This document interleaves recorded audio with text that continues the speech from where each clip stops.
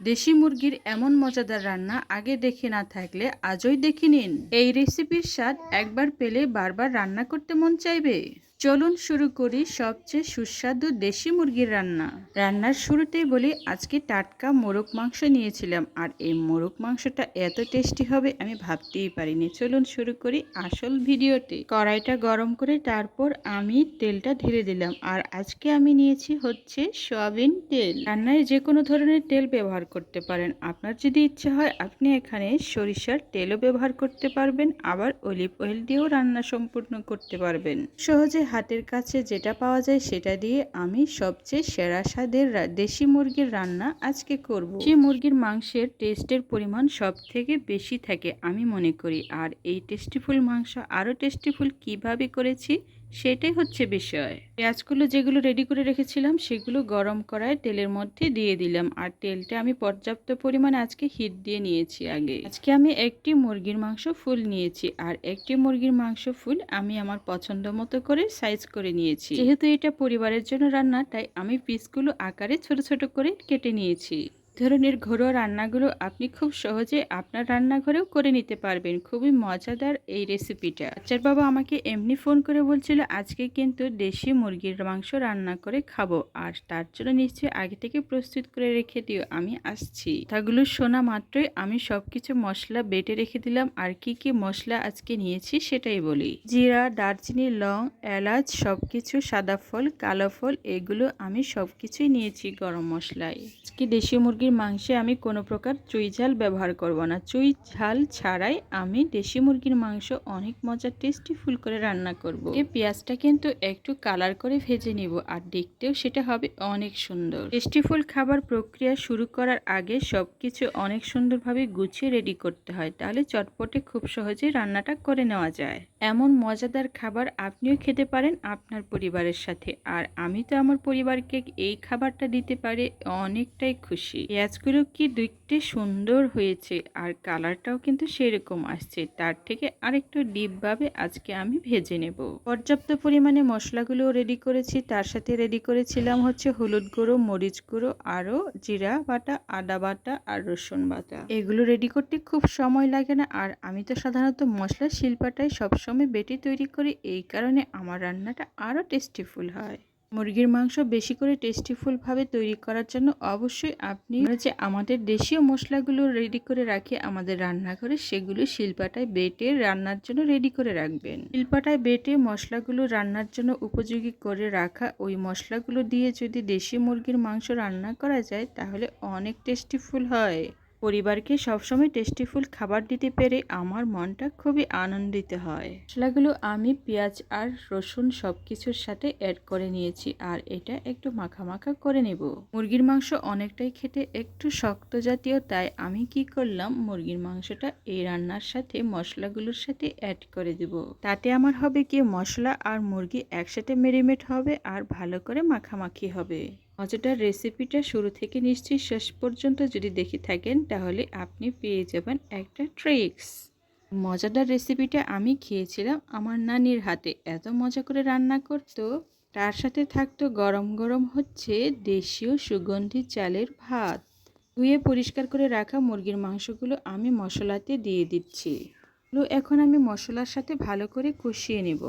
মুরগির বিশাল বড় রানগুলো আমি এমনি রেখে দিয়েছি, এগুলো দেখতেই সুন্দর, আর যদি বাচ্চাদের দেওয়া যায় তাহলে অনেক মজা করে টেস্টিফুলভাবে খাওয়া দাওয়া করে।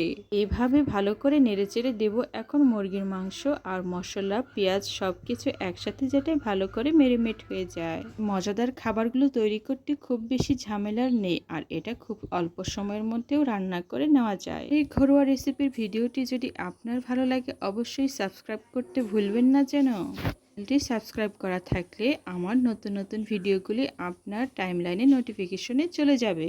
নোটিফিকেশন চলে গেলে আমার ভিডিওগুলো তখন আপনি দেখে নিতে পারবেন। এই সুবিধাটি তখনই পাওয়া যায় যদি আপনি চ্যানেলটি সাবস্ক্রাইব করে রাখেন পূর্বে থেকেই। নতুন নতুন ভিডিও পাওয়ার জন্য এটাও একটি ভালো একটি প্রক্রিয়া আমি মনে করি। তো বন্ধু, এত দেরি কিসের? অবশ্যই চ্যানেলটা এক্ষুনি সাবস্ক্রাইব করে দিন, দেরি না করে। মুরগির মাংসে আমি সামান্য কিছু পানিও অ্যাড করেছি আর ঢাকনাটাও দিয়ে দিয়েছি। এখন এই পানি আর মশলা একসাথে ভালো করে মাখা মাখা ভুনা হয়ে যাবে। এই পানিটা দিয়ে আমি মাংসটা ভালো করে কষিয়ে নেব। মাংস সবসময় মনে রাখবেন, ভালো করে কষিয়ে রান্না করলে অনেক টেস্ট পাওয়া যায়। টেস্টিফুল খাবারটি আরও টেস্টি করার জন্য তো অনেক মজা করে রান্না করছি, আর সেইভাবে আমি আমার পরিবারকেও উপহার দিতে চাই এত টেস্টিফুল খাবার। রান্নাটা দিয়ে দেওয়ার ফলে আমার তরকারিটা অনেকটাই মাখা মাখা হয়ে যাচ্ছে, আর আমি বারবার চামচ দিয়ে এটা একটু ভালো করে উল্টে পাল্টে দিচ্ছিলাম।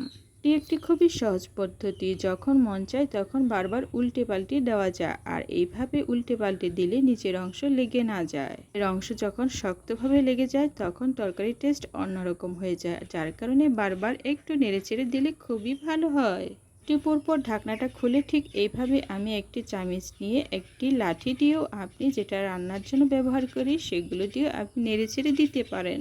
এটা খুব বেশি বড় কিংবা খুব বেশি ছোট সাইজের মুরগি নয়, মিডিয়াম সাইজের মুরগির মাংস ছিল, যার কারণে খুব বেশি সিদ্ধ করতে হবে না। আজকে পরিবারের সদস্যরা কোনো ধরনের আলু ব্যবহার করা পছন্দ করে না মাংস রান্নায়, তাই আমি আর আজকে কোনো ধরনের আলু ব্যবহার করলাম না। আর পূর্বেই বলে দিয়েছি খুব মাখা মাখা করে রান্না করতে, আর সেটা হবে খুবই টেস্টিফুল, সেটাই তো আমি চাচ্ছিলাম। এটা হচ্ছে উপরের অংশ, চামড়াগুলো মোটেই ছিলা মাংস নয়, আর চামড়াটাই হচ্ছে আসল টেস্ট থাকে। মুরগির মাংসের আসল টেস্ট পাওয়ার জন্য অবশ্যই মুরগির চামড়া ফেলে দিতে হয় না। উপরের অংশে যে চামড়াটা সেটা ভালো করে পরিষ্কার করে ধুয়ে কেটে তারপর ঠিক এইভাবে কষিয়ে রান্না করতে হয়। দেখবেন আপনার রান্না আরও টেস্টিফুল হবে, আর এই টেস্টিফুল খাবার খেয়ে আপনার পরিবারের সদস্যরা অবশ্যই আপনার প্রশংসা করবে। বারবার এমন করে কষিয়ে নেওয়াতে আমার নিচের অংশটা অবশ্যই লেগে যাচ্ছে না, আর এতে করে আমার রান্নাটা আরও সহজ আর অনেক মসৃণ হয়ে যাচ্ছে। আমি সামান্য পরিমাণে আরেকটু তেল অ্যাড করে দিলাম, আর এই তেলটা আমার তরকারিটা আরও মোলায়েম করে দেবে। তেলটি দেওয়ার পর অবশ্যই নাড়াচাড়া করতে হয় না, আর নাড়াচাড়া না করে হালকা করে আগুনের আঁচ কমিয়ে দিয়ে এই ঢাকনাটা দিয়ে দিলে পরের বার দেওয়া তেলগুলো রান্নার সাথে মিক্স হয়ে যায়, আরও খুব সুন্দরভাবে ভালো করে মেরিনেট হয়ে যায়। অল্প সময়ের মধ্যে এই টেস্টিফুল দেশি মুরগির রান্নাটা অনেক মজাদারভাবে পরিবারের কাছে উপস্থাপন করাটা কতটা যে তৃপ্তিদায়ক একমাত্র সেই রাঁধুনি ভালো করে বুঝতে পারে। কালার আর টেক্সচারটা অনেক সুন্দর আসছে, আর এতটাই মাখা মাখা হয়েছে, দেখতে কিন্তু অসাধারণ হয়েছে, আর খেতেও খুব সুস্বাদু লেগেছে। পরিবারের সদস্যদের সাথে একসাথে এমন মজাদার খাবার অনেক মজাদার হয় আর অনেক সুখের হয়। সেদিকে ঝোলটা আরেকটু ঘন করার জন্য, আরেকটু মজাদারভাবে উপস্থাপন করার জন্য আমি আরেকবার পানি দিয়ে দিয়েছি সামান্য পরিমাণে। এটা দিয়েই আমি এখন আমার সর্বশেষ রান্নাটা মাখা মাখা করে রান্নাটা কমপ্লিট করে নেব। রান্নার কালারটা কিন্তু খুব সুন্দর দেখাচ্ছে, আর ঝোলটাও কিন্তু অনেকটা ঘন দেখাচ্ছে, তার মানে আমার রান্না প্রায় কমপ্লিট হয়ে যাচ্ছে। এখন আমি লবণটা দিয়ে আমার টেস্টটা করে নিলাম।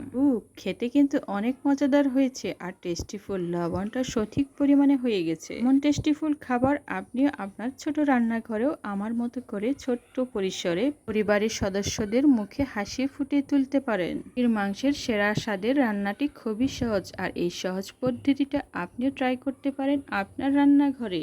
এই মাখা মাখা ঝোলটা খেতে খুবই সুস্বাদু হবে, তার সাথে যদি গরম ভাত থাকে খুবই মজাদার হবে। শুরু থেকে শেষ পর্যন্ত যারা আমার ভিডিওটি দেখেছেন তাদের প্রত্যেককে অনেক ধন্যবাদ।